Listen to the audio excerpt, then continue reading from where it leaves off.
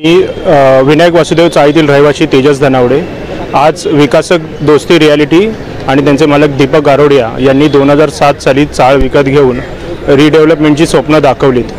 परंतु गेली 17 ते 18 वर्ष झाली रिडेव्हलपमेंटसाठी त्यांनी 2 वेळा कन्सेंट घेऊन लोकांना फसवणूक केली आहे। प्रत्येक वेळी 2-2 महिने चा वेळ काढून 2 महिन्यात करतो 6 महिन्यात करतो असं काढून गेली 17 ते 18 वर्ष फसवणूक चाललेली आहे। आजही तो सगळ्यात कमी भाडं आणि कॉर्पस फंड देऊन प्रोजेक्ट करायला जातोय। सर्व रहिवाशांची संमती असतानाही तो काहीतरी वेळ काढूपणा करतोय आणि प्रोजेक्टला दिरंगाई करतोय।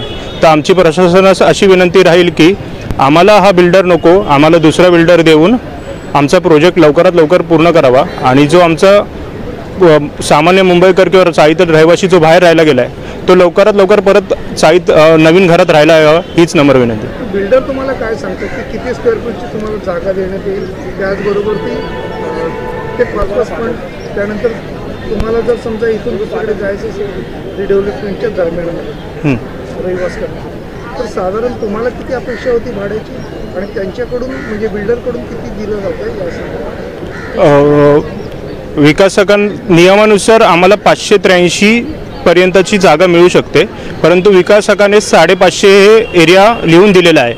तरी चाळीतील रहिवासी त्याला मंजूर मान्य आहेत आणि त्याच्याकडे आम्ही पुढील प्रक्रिया कधी करणार ह्याची मागणी केली असता त्याने फक्त आम्हाला 17,000 भाडं जे एरियातील भाड्यापेक्षा भरपूर कमी आहे आणि फक्त 2 लाख कॉर्पस फंड हा एवढाच सेव्ह केला आहे जो भरपूरच कमी आहे। आणि तो ही गोष्ट देऊन का तर लोकांमध्ये ह्याच्यावरती ह्या गोष्टींवरतीच भांडणं होऊन अजून 5-6 महिने वाया जावे किंवा वर्ष वाया जावं हे त्यांचा टाइमपास चाललेला आहे।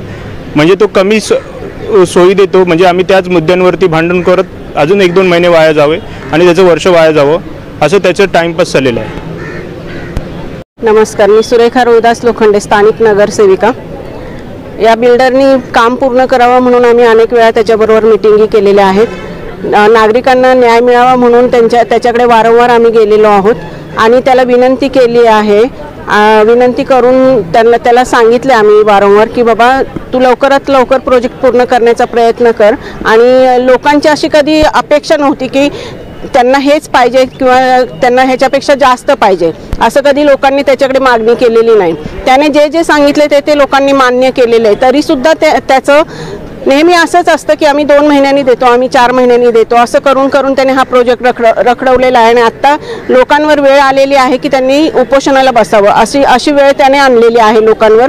आणि ही वेळ खरोखर यायला नको पाहिजे होती, पण ती वेळ त्याच्यामुळे आलेली आहे। तर इथून पुढे आता सरकारकडे आम्ही मागणी करू। मी सुद्धा त्यांच्याबरोबर स्थानिक नागरिकांबरोबर वेळ आली तर मुख्यमंत्र्यांपर्यंत आम्ही जाण्याचा प्रयत्न करू, मुख्यमंत्र्यांच्या कानावर ही गोष्ट घालण्याचा प्रयत्न करू आणि लवकरात लवकर प्रोजेक्ट कसा पूर्ण होईल याकडे आम्ही लक्ष देऊ। मी सुनीता महेश यादव, आम्ही विनायक वासुदेव चाळीत राहतोय। आम्हाला 17 वर्ष झाले प्रोजेक्टला। बिल्डर आम्हाला खूप रखडवतोय व तो आमचं काय व्हायचं काय करून देत नाही आहे। बिल्डिंग सारखी मीटिंग बसवतो, सारखं हे करतो। आम्ही रहिवाशी 270 खोले आहे, सगळ्यांनाच आम्हाला त्रास आहे। आज आम्हाला हे दिवस आला की आम्हाला इथे येऊन बसावं लागलं, एवढे उन्हातान्हात आम्ही बसलो आहे। आता बहुतेक आम्हाला साथ भेटलेली आहे, बघूया पुढे आता काय होते, आमचे चालीचं काय आता होणार आहे ते आपल्याला आता सुरुवात होते, बघूया आता पुढे काय होईल।